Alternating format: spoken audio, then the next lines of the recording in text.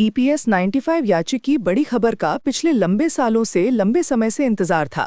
आखिरकार वो घड़ी आपके सामने आ चुकी है। आपकी पेंशन बढ़ोतरी की मांगों को लेकर बड़ी खबर आई है, जिसमें आप सभी की पेंशन बढ़ोतरी की मांग को कर भाग में की जाएगी। जी हाँ दोस्तों, पेंशन बढ़ोतरी की मांग को यहाँ पर मंजूर कर दिया गया है।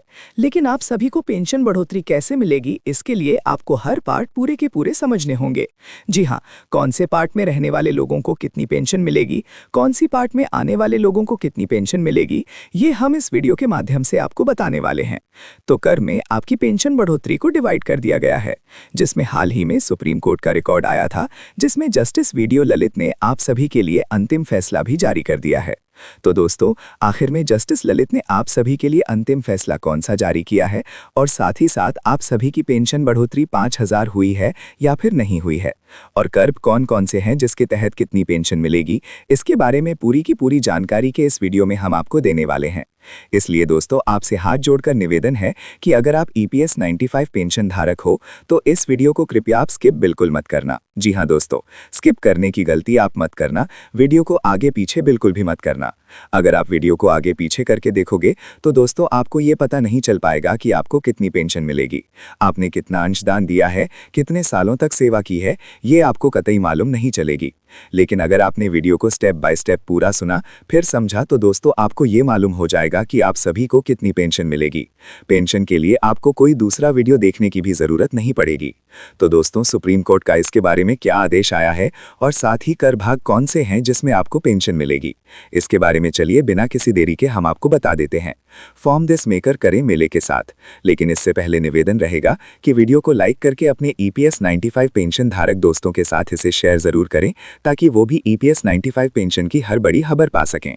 तो दोस्तों, चलिए शुरू करते हैं आज के इस वीडियो को। अपडेट बता देते हैं। सबसे पहले हम बात करेंगे सुप्रीम कोर्ट के फैसला की, जिसके बाद आपको बताएंगे कि आखिरकार पार्ट के अंदर आप सभी की पेंशन बढ़ोतरी को कैसे बांटा गया है। तो सबसे पहले दोस्तों, यहाँ पर सुप्रीम कोर्ट में आप सभी की ईपीएस 95 पेंशन का केस फिर से खोल दिया गया है। जी हाँ दोस्तों, ईपीएस 95 पेंशन के लिए यहाँ पर सुप्रीम कोर्ट में 4 नवंबर 2012 का फैसला देने के बाद धीरे धीरे करते हुए 40 याचिकाएं अब तक दर्ज की जा चुकी थी। जी हाँ, 40 याचिका दर्ज होने के बाद सुप्रीम कोर्ट का मुख्य न्यायाधीश शिवाय चंद्रचूड़ ने यहाँ पर बड़ा आदेश दिया था। चंद्रचूड़ के अनुसार यहाँ पर कहा गया था कि पेंशन धारकों का जो मामला था वो पहले भी 3 जजों की बेंच के द्वारा गठित करके सुनाया गया था। उसका फैसला तो एक बार फिर से 3 जजों की बेंच गठित करना अनिवार्य है, क्योंकि दोस्तों, आप सभी लोग जानते हैं कि 4 नवंबर 2012 को सभी पेंशन धारकों को एक बड़ी खुशखबरी मिली थी 3 जजों की बेंच के द्वारा, और वो ये खुशखबरी थी कि 8000 की सैलरी लिमिट आप सभी के लिए खत्म कर दी गई। और वो खुशखबरी हमारी पेंशन से देश के बाहर 10 कर दो जाती तो दोस्तों, आपकी 68 याचिका दायर होने के बाद आपको मिली थी। 78 याचिकाओं के बाद आप सभी के लिए सुप्रीम कोर्ट एक्शन में आया था, और सुप्रीम कोर्ट ने 4 नवंबर 2012 को आप सभी के लिए फैसला सुनाया था।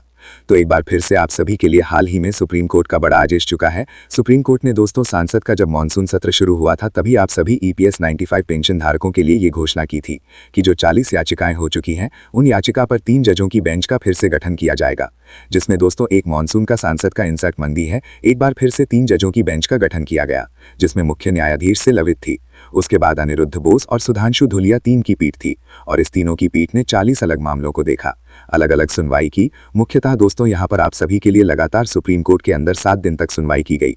7 दिनों की सुनवाई करने के बाद यहाँ पर आप सभी का जो अंतिम फैसला था वो सुप्रीम कोर्ट की 3 जजों की बेंच के बाद निलंबित रख दिया गया था, सुरक्षित कर दिया गया था, और ये सांसद के मॉनसून सत्र के ही अंदर काम हुआ था।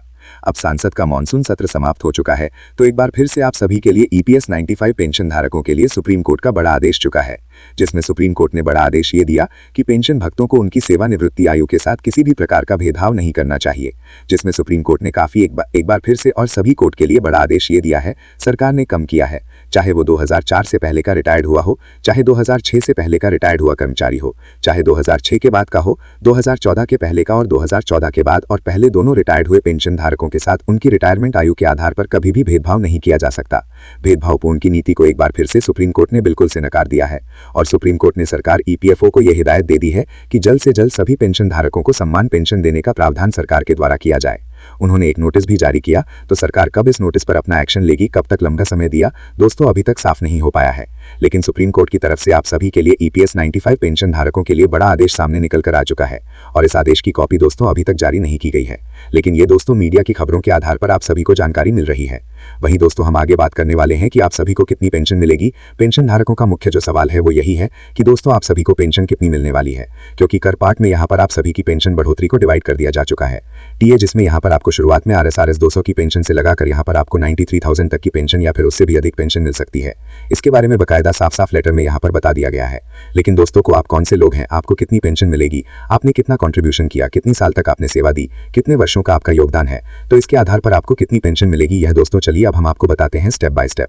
लेकिन दोस्तों वीडियो को पूरा देखें, तभी आपको सही से पता चल पाएगा, सही से ये मालूम हो पाएगा कि आप सभी को कितनी पेंशन यहाँ पर मिलने वाली है। तो दोस्तों सबसे पहले बात करते हैं कि जिन लोगों ने यहाँ पर 10 साल या फिर 10 साल से कम का कंट्रीब्यूशन किया है, 10 साल से कम का योगदान दिया है, तो उन पेंशन धारकों की पेंशन में कितनी बढ़ोतरी की गई है और उन पेंशन धारक को कितनी पेंशन मिलने वाली है। जी हाँ दोस्तों, EPS 95 पेंशन सीमा 15,000 के आधार पर अगर किसी भी व्यक्ति ने यहाँ पर 10 साल तक का कंट्रीब्यूशन किया है तो दोस्तों उसे व्यक्ति की जो पेंशन है वो दोस्तों एवरेज 2,143 रुपए की पेंशन मिलेगी। ये दोस्तों 1500 की सैलरी लिमिट के आधार पर बता रहा हूँ, क्योंकि अभी तक आदेश आया है, लेकिन 15,000 की सैलरी लिमिट के आधार पर ही अब सबको पेंशन मिल रही है। नया सर्कुलर अभी आपके लिए नहीं आया है। तो अगर आपने 10 साल या उससे कम का योगदान किया है तो दोस्तों आपको एवरेज पेंशन मिलेगी RS 2,143 रुपए की पेंशन। अब ये तो हो गया दोस्तों पहला पार्ट। अगर दूसरे पार्ट की बात करें तो दोस्तों आपने 15 साल से लगाकर साल के बीच का अगर आपने कंट्रीब्यूशन दिया है और आपने जो कंट्रीब्यूशन है वो 15,000 की सैलरी लिमिट के आधार पर किया है, आपकी जो पेंशन बिल सर्विस है वो दोस्तों 15 से 25 साल के बीच में है, तो जो आपको एवरेज पेंशन मिलेगी दोस्तों वो मिलेगी 3,125 रुपए से लगाकर 5,766 रुपए के बीच में। यानी कि आपने 15 साल योगदान दिया है तो दोस्तों आपको RS 325 रुपए की पेंशन मिलेगी। आपने 20 साल तक का योगदान किया है तो आपको 47 रुपए और RS 334 रुपए की पेंशन मिलेगी। और दोस्तों आपने अगर 25 साल तक योगदान किया है तो दोस्तों आपको 5,766 रुपए की पेंशन मिलेगी।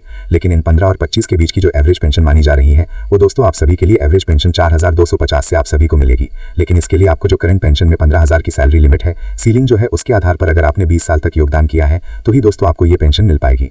वहीं दोस्तों तीसरी पार्ट की बात करें तो कौन से लोग हैं जिनको यहाँ पर 30 साल तक अगर उन्होंने कंट्रीब्यूशन किया है, 25 से 30 साल या 30 से थोड़ा बहुत ज्यादा उन्होंने कंट्रीब्यूशन किया है, तो उनको कितनी पेंशन मिलेगी।